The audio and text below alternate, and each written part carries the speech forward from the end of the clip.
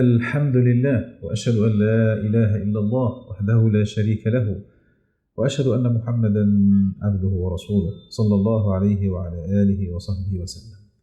عود مع شيخ الإسلام ابن القيم رحمه الله في رسالته الإصلاحية، رسالته الحياتية، الرسالة التبوكية.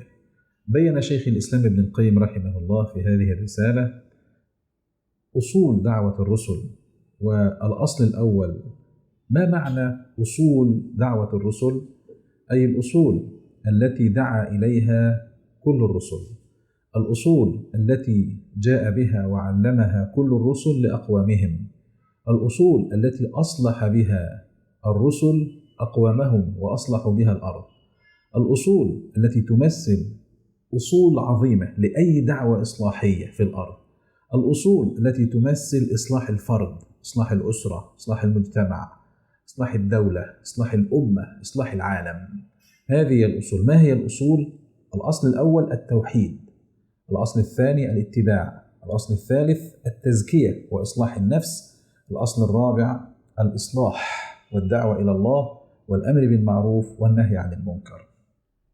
ذكرنا في الحلقات الماضية الأصل الأول وهو توحيد الله تبارك وتعالى، ثم ذكرنا في الحلقة الماضية بيان العنصر الأول من الاتباع، وبين شيخ الإسلام ابن القيم غربة الاتباع في زمانه، مع أنه بيننا وبين شيخ الإسلام ابن القيم ما يزيد عن 7 قرون، أكثر من 700 سنة.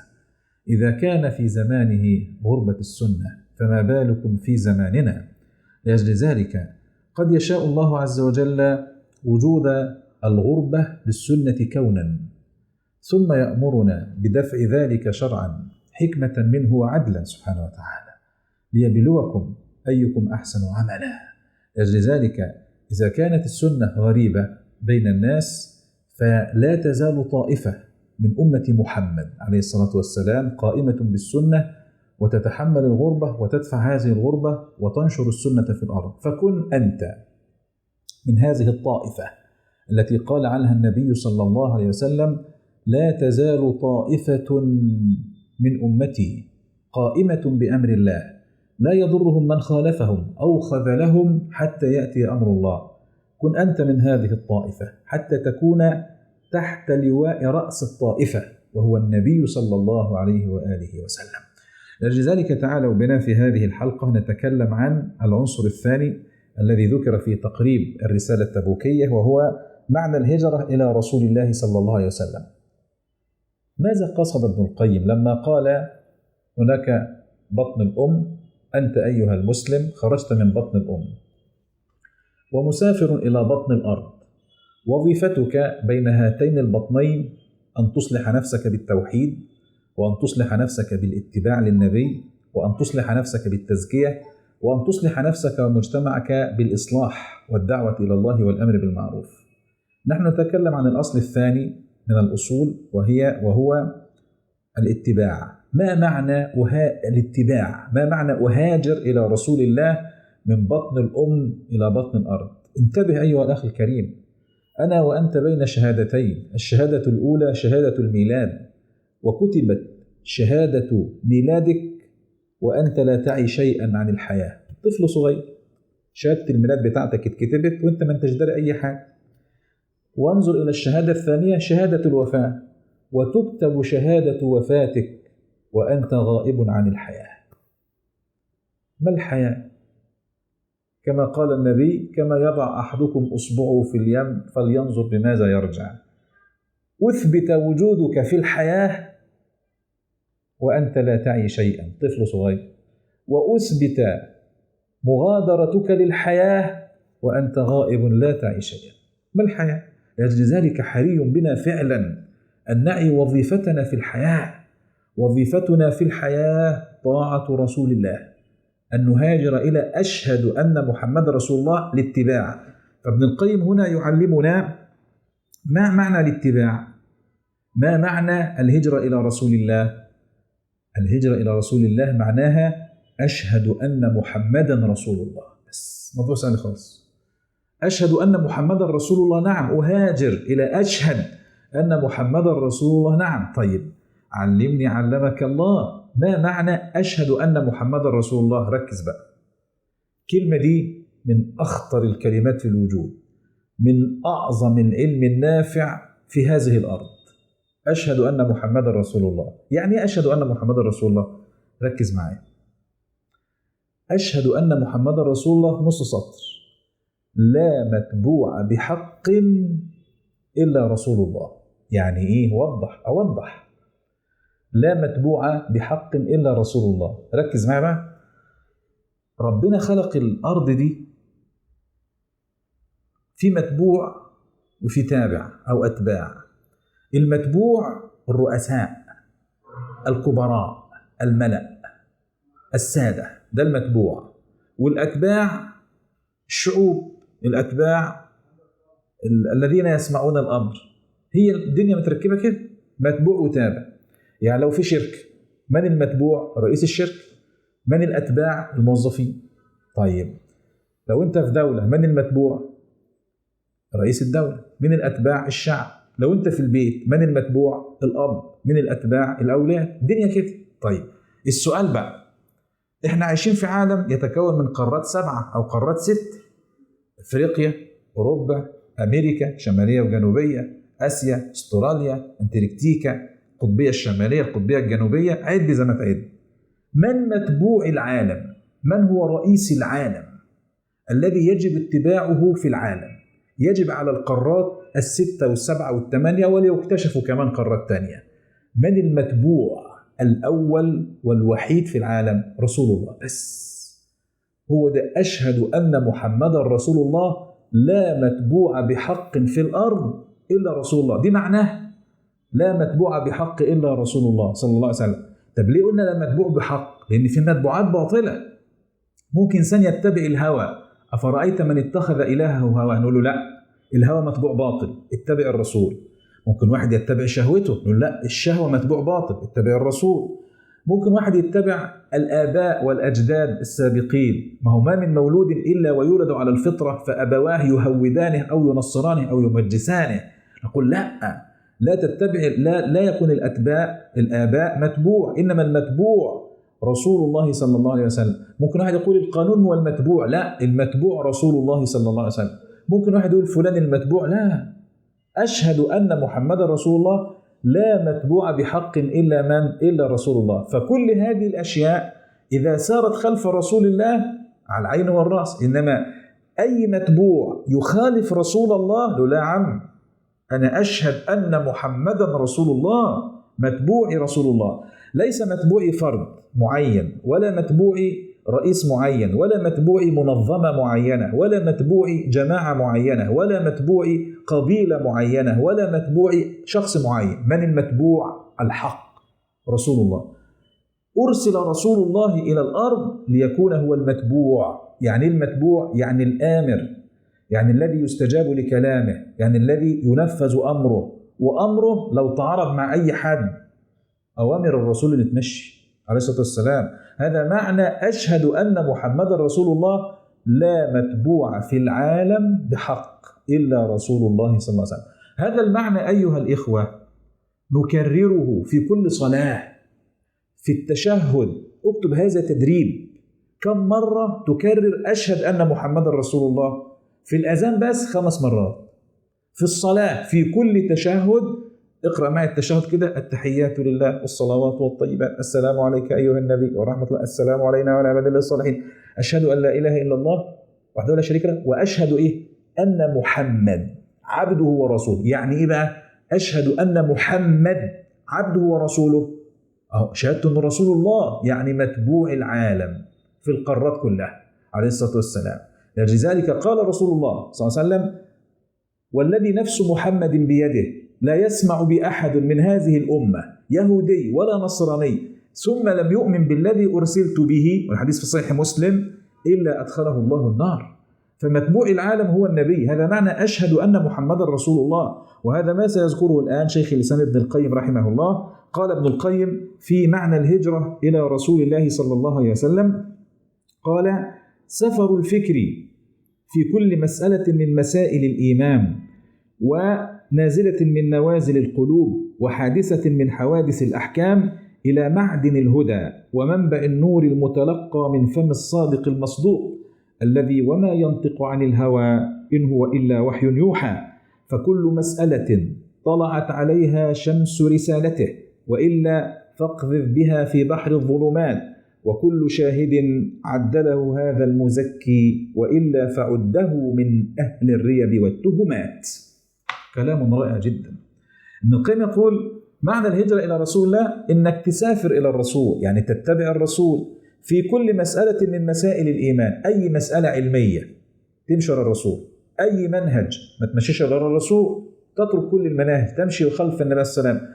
في الإيمان بالله، الملائكة، الكتب، الرسل، اليوم الآخر، في الإيمان، في الأخبار، في كل المسائل العلمية تمشي خلف النبي عليه الصلاة والسلام. طيب، وكل نازلة من نوازل القلوب، أي عمل قلبي وأي عمل حقائقي، خوف، الإنابة، الخشية، أي عمل باطن ورا الرسول مش ورا حد تاني.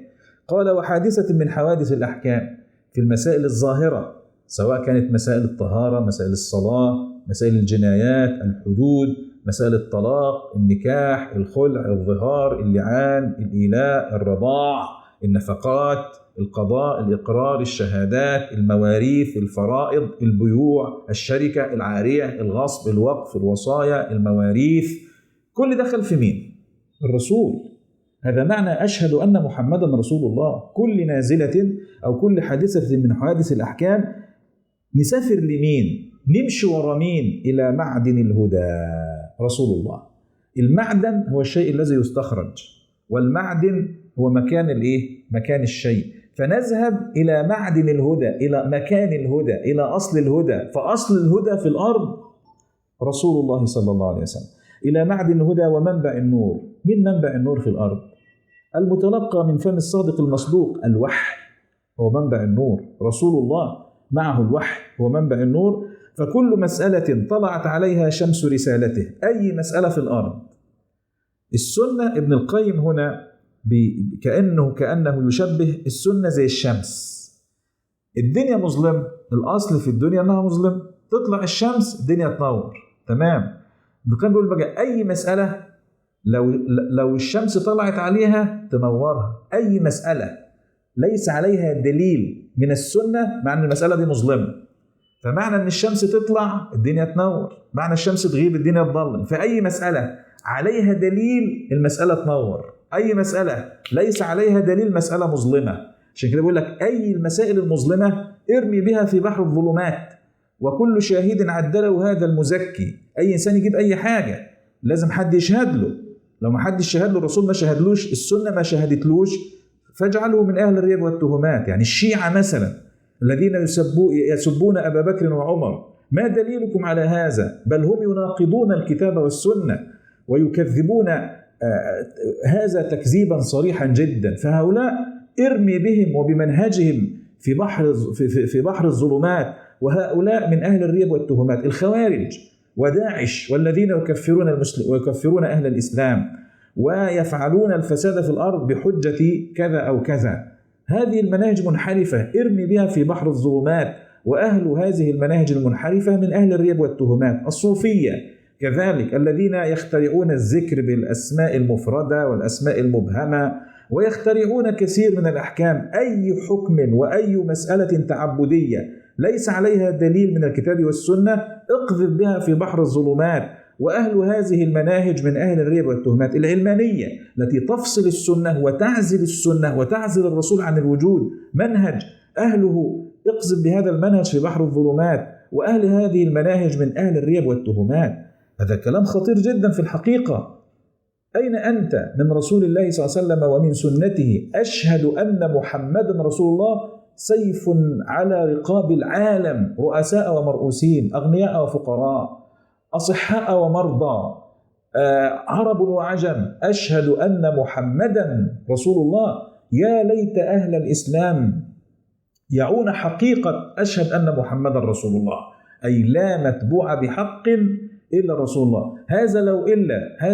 وإلا لو عزل الرسول عن التعليم خلف من نتعلم، لو عزل الرسول عن الاقتصاد بأي شيء نتعامل؟ لو عزل الرسول عن السياسة ورد موارد النزاع في الأحكام إلى رسول الله، خلف من نسير؟ كل يسير خلف هواه أو خلف متبوع ينشئه من عند نفسه. لا، رسول الله صلى الله عليه وسلم لا متبوع بحق إلا رسول الله. لذلك قال ابن القيم رحمه الله: حكم الهجرة إلى رسول الله صلى الله عليه وسلم، ده العنصر رقم 3، قال: إن هذه الهجرة اللي هي الهجرة إلى أشهد أن محمد رسول الله، هجرة إلى الرسول، هجرة الاتباع، فرض على كل مسلم، وهي مقتضى، انظر، شهادة أن محمدا رسول الله.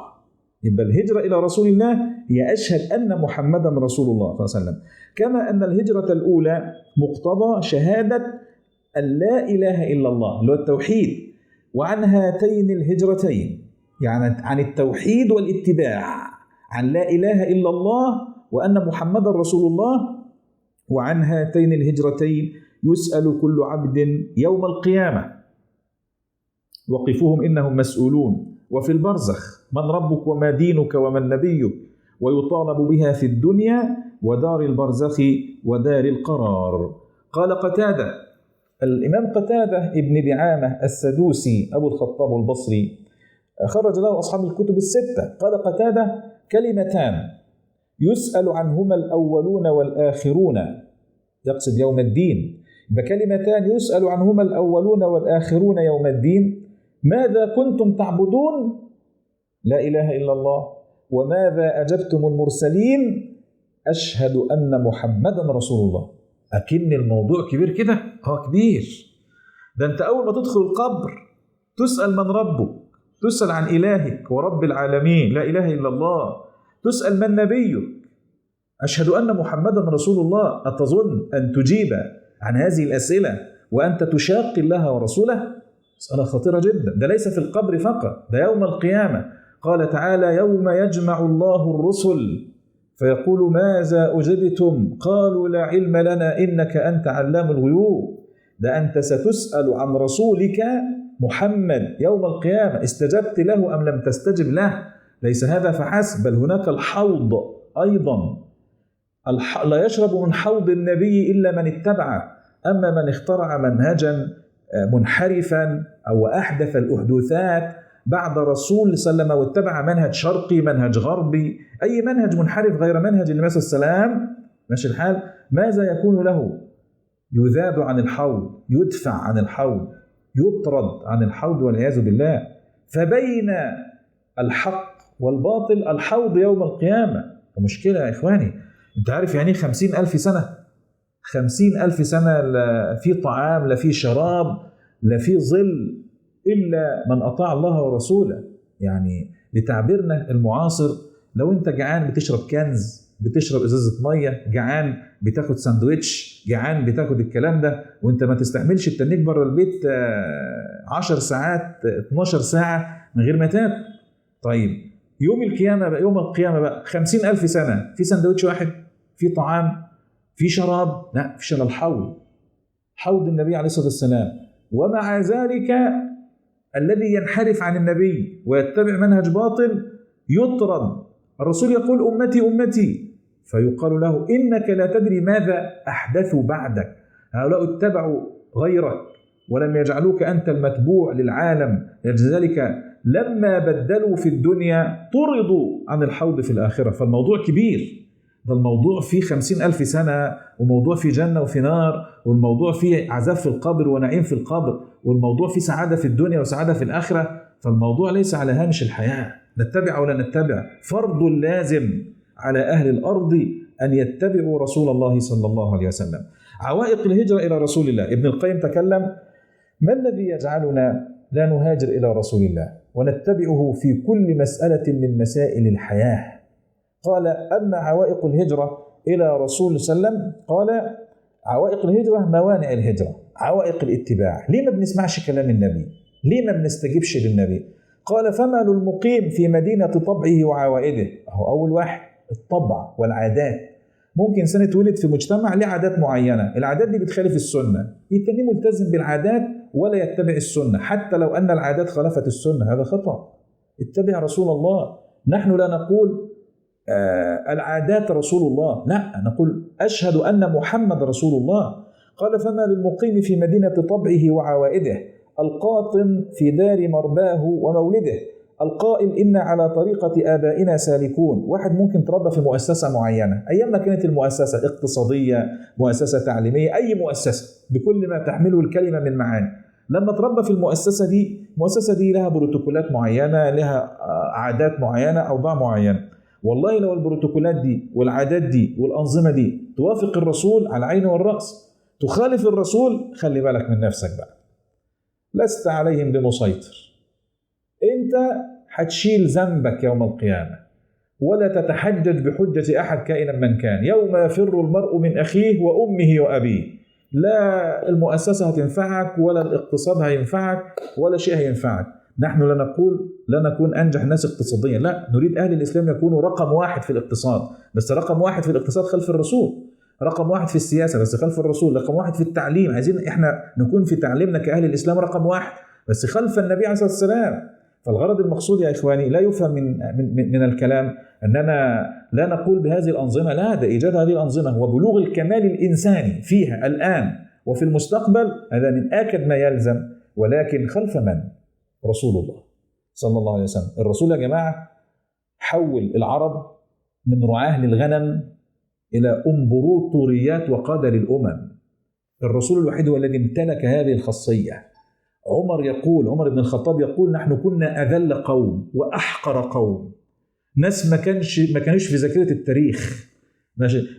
وفارس الروم كانوا بينظروا للعرب إن هم يعني بلاش نقول لفظ يعني حقيقي، هم كانوا يعتقدون ذلك. العرب دول ما كانوش أي حاجة في جزيرة العرب. الرسول جاء إلى هؤلاء القوم حولهم من رعاة للغنم، الكبير عندهم كان بيرعى الغنم، ماشي الحال، والكبير عندهم كان يعني أغنى الأغنياء يعيش على فتات الأمبراطوريات في رحلة الشتاء والصيف. ده القمة عندهم، الكبير قوي يعني عندهم يا دوبك رحلة الشتاء والصيف عشان يعيش ويجيب له لقمتين يعني.